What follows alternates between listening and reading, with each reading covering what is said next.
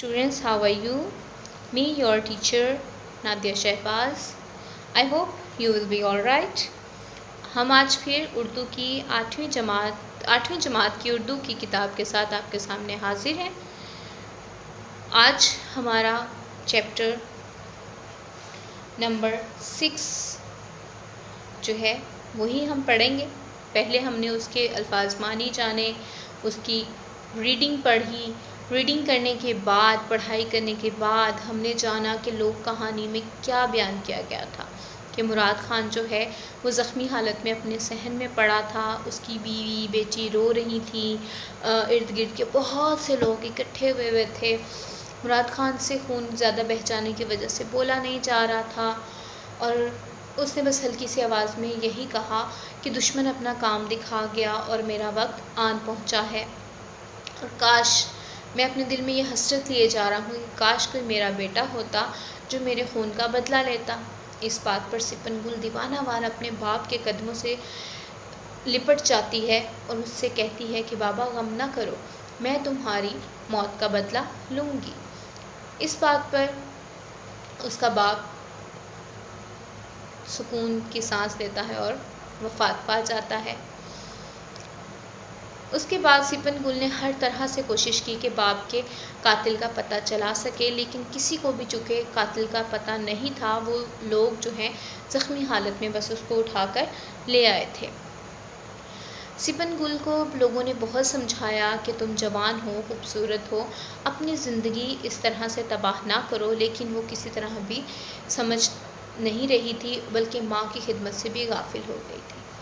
एक दफ़ा मुराद खान सिपन गुल के ख्वाब में आया और उसने उससे कहा कि कोई बेटा भी इस तरह से मेरी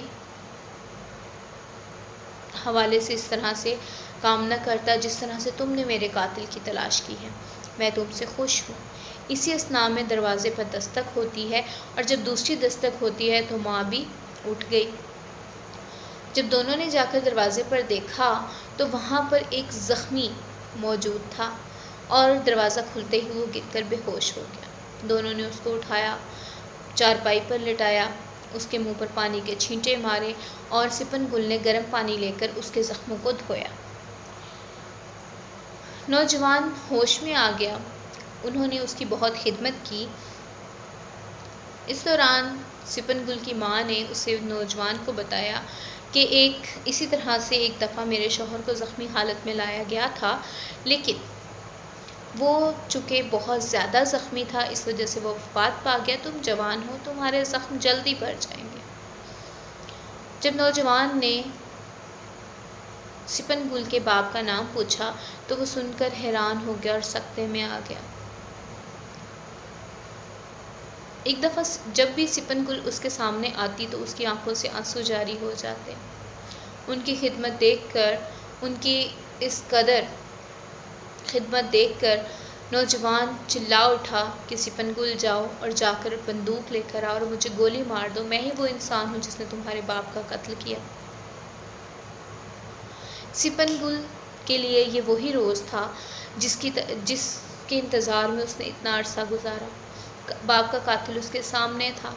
वो भागी गई, बंदूक लेकर उसको मारने ही वाली थी कि उसकी माँ ने कहा कि बेटी जा बंदूक फेंक दे, क्योंकि तू जानती है कि हमारे यहाँ दस्तूर है कि अगर कोई हमारे घर में पनाह ले ले तो हम उसको कुछ नहीं कहते, उसको नुकसान नहीं पहुँचाते। अगर ऐसा हुआ तो हमारे लिए बाइस शर्मिंदगी होगा।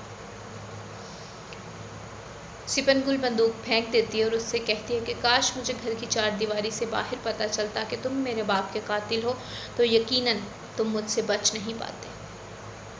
ये था अपने अल्फाज में इस कहानी का खुलासा। तो आपसे भी उम्मीद करती हूँ कि आप जो भी कहानी पढ़ेंगे, जो भी सबक पढ़ेंगे, आपको उसके खुलासे का बखूबी अंदाज़ा हो जाएगा, उसको आप अपने अल्फाज में अच्छी तरह से बयान कर पाएंगे। अब हम चलते हैं एक्सरसाइज की तरफ। जी स्टूडेंट्स, सबसे पहला सवाल एज यू नो सवालात के मुख्तसर जवाबात का होता है। पहला सवाल है, मुराद खान को किसने कत्ल किया? मुराद खान को उस नौजवान ने कत्ल किया था जिसे सिपन गुल ने और इसकी माँ ने अपने घर में पनाह दी थी। دوسرا سوال ہے مرتے وقت مراد خان کے دل میں کیا حسرت تھی؟ مراد خان کے دل میں حسرت تھی کاش میرا کوئی بیٹا ہوتا جو میرے خون کا بدلہ لیتا تو میری بے چین روح کو سکون ملتا۔ تیسرا سوال ہے سپن گل نے مرتے وقت اپنے والد سے کیا وعدہ کیا تھا؟ سپن گل نے وعدہ کیا تھا بابا تم غم نہ کرو، میں وعدہ کرتی ہوں کہ جب تک تمہارے خون کا بدلہ نہ لے لوں مجھ پر چین کی نیند حرام رہے گی۔ ماں بیٹی نے نوجوان کو ہوش میں لانے کے لیے کیا کہا؟ ماں بیٹی نے نوجوان کو ہوش میں لانے کے لیے اس کے منہ پر چھینٹے مارے، اسے پلنگ پر لٹایا۔ سپن گل نے جلدی سے پانی گرم کر کے اس کے زخم دھوئے۔ سپن گل جب اپنے والد کے قاتل کو مارنے لگی تو ماں نے کیا کہا؟ ریڈنگ کے دوران میں نے آپ سے کہا تھا کہ یہ بات غور سے سنیے گا، تو یہ آپ کے سوال کا جواب بھی ہے۔ ماں نے کہا یہ نوجوان اگرچہ ہمارا دشمن ہے مگر اس نے ہمارے گھر پناہ لی ہے، اور ہمارا دستور ہے کہ اگر دشمن بھی ہمارے گھر پناہ لے لے تو اس کی جان کی حفاظت کرنا ہمارا فرض ہے۔ یہ ہو گئے آپ کے سوال کے جوابات۔ اب چلتے ہیں نیکسٹ ایکسرسائز کی طرف۔ اسٹوڈنٹس آپ کی ایکسرسائز میں چند متضاد الفاظ، مذکر مؤنث الفاظ اور واحد جمع دیے گئے ہیں، وہ بھی ریٹن فارم میں آپ کے سامنے حاضر ہیں۔ یوں تو اب تک آپ کو ماشاءاللہ سے ہم نے الفاظ متضاد، مذکر مؤنث اور واحد جمع سے اچھی طرح سے انٹروڈیوس کروا دیا ہوا ہے، لیکن پھر بھی لفظ ہے غافل یعنی بے خبر، تو یہاں ہوشیار باخبر، بدبخت خوش بخت، کمی بیشی یعنی زیادتی، رحم ظلم، ندامت شرمندگی، تو یہاں پر ہوگا فخر۔ مذکر الفاظ اور مؤنث الفاظ، خون مذکر ہے، خون جم گیا، مجھے غم ملا، وقت میرے پاس وقت نہیں ہے، یہ وقت آ گیا ہے کہ لوگ ایک دوسرے سے خود غرضی کا رویہ اختیار کر رہے ہیں، وقت آ گیا ہے۔ رنگت، اس کی رنگت کالی ہے۔ مشکل، مجھے بڑی مشکل آن پڑی۔ روح، اس کی روح پرواز کر گئی۔ یہاں جو جملے میں نے ادا کیے ہیں ان سے آپ بخوبی اندازہ ہو گیا کہ یہ الفاظ مذکر اور مؤنث کیسے ہیں۔ اس کے بعد واحد الفاظ کی جمع ہے۔ واحد لفظ ہے حالت، تو اس کی جمع ہے حالات۔ علم علوم، مقصد مقاصد، روح ارواح، شخص اشخاص، احسان احسانات۔ جی اسٹوڈنٹس، سوال نمبر 2 تھا کہ سبق خون کا بدلہ کے مطابق درست جواب کی نشاندہی ٹک سے کریں۔ مراد خان خون میں لت پت پڑا تھا، کہاں؟ چارپائی پر۔ زیادہ خون بہہ جانے سے اس کی رنگت ہو گئی تھی زرد پیلی، ٹھیک ہے۔ وقت گزرنے کے ساتھ ساتھ سپن گل کے جذبات میں شدت آتی گئی تھی۔ وہ دوڑتی ہوئی کمرے سے بندوق لے آئی، ایک بپھرے ہوئے شیر کی طرح۔ سپن گل نے گرم پانی سے نوجوان کے زخم دھوئے۔ نوجوان نے سپن گل کی والدہ سے نام پوچھا، اس کے باپ کا، یعنی سپن گل کے باپ کا۔ الفاظ متضاد آپ کو کروا دیے گئے ہیں۔ گاؤں کے لوگ مراد خان کے صحن میں جمع تھے، نہیں، اس کے حجرے میں جمع تھے، یہ غلط ہے۔ سپن گل نے کہا کہ جب تک والد کے خون کا بدلہ نہ لے لوں مجھ پر نیند حرام رہے گی، درست۔ مراد خان نے کہا کہ وہ دنیا سے ایک خوشی لیے جا رہا ہے، جی نہیں، وہ حسرت لیے جا رہا تھا، یعنی ایسی خواہش جو پوری نہ ہو۔ سپن گل نفرت کی آگ میں جل رہی تھی، درست۔ سپن گل نے کہا میرے باپ کی روح کس قدر خوش ہوگی کہ ہم نے ایک زخمی کو پناہ دی اور اس کی خدمت کی، درست۔ اس کے بعد آنے والے مذکر مؤنث اور الفاظ واحد جمع آپ کو ریٹن فارم میں کروا دیے گئے ہیں۔ یہ اسٹوڈنٹس متعلقہ الفاظ والے کالمز آ گئے ہیں۔ کالم الف کے الفاظ یہ ہیں اور کالم بے میں یہ کالم الف میں جو الفاظ دیے گئے ہیں ان کو کالم بے میں کے ان الفاظ کے متعلقہ الفاظ کے ساتھ ملانا ہے، جیسے رات خواب، آنکھ آنسو، زخمی بے ہوش، گھر چار دیواری، رفع ختم، خون لت پت، حسرت کاش۔ اسی طرح سے سبق کا خلاصہ جو ہے اس کے بارے میں آپ کو اس لیکچر کے سٹارٹ میں ہی بتا دیا گیا تھا۔ دراصل جملوں کو روزمرہ کے مطابق درست کر کے لکھیں، جیسے کہ پچھلے لیکچرز میں ہم نے روزمرہ کے بارے میں پڑھا، جو کہ اہل زبان کے اسلوب کے بالکل مطابق ہوں، ان کے گرامر کے مطابق ہوں، ان کے قواعد و انشاء کے مطابق ہوں، تو وہ روزمرہ کہلائیں گے۔ اگر ان میں کچھ غلطیاں ہوں گی تو پھر ظاہر سی بات ہے وہ روزمرہ نہیں کہلائیں گے۔ پچھلے لیکچر کی طرح ہی میں نے کچھ الفاظ کو انڈرلائن کر لیا ہے اور ان کی درستی کر کے ان کو آگے لکھ دیا ہے۔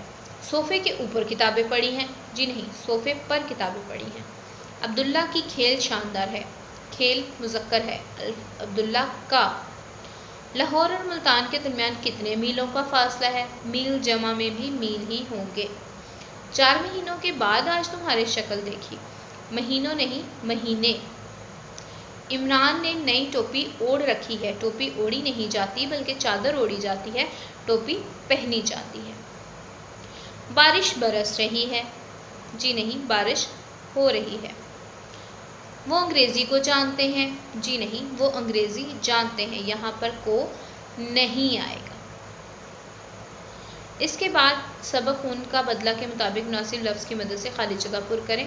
مراد خان کی حالت لحظہ بلحظہ خراب ہوتی جا رہی تھی۔ وہ کچھ کہنا چاہتا تھا لیکن نقاہت کی وجہ سے نہیں کہہ سکتا تھا۔ سپن گل نے کہا، تو ہمارے گھر میں مہمان بن کر آیا ہے، اس لیے معاف کرتی ہوں۔ اگر دشمن بھی ہمارے گھر میں پناہ لے لے تو اس کی جان کی حفاظت کرنا ہمارا فرض بن جاتا ہے۔ سپن گل کے سینے میں انتقام کی آگ بھڑک اٹھی۔ اسی کے ساتھ اسٹوڈنٹس آپ کو درخواست کی کچھ ڈیفینیشن اور کچھ اس کے حصوں کے بارے میں بتا دیا جائے گا، اور انشاءاللہ جب اردو بی کے لیکچرز ہوں گے تو اس میں آپ کو پریکٹیکلی ان کے بارے میں بتا دیا جائے گا۔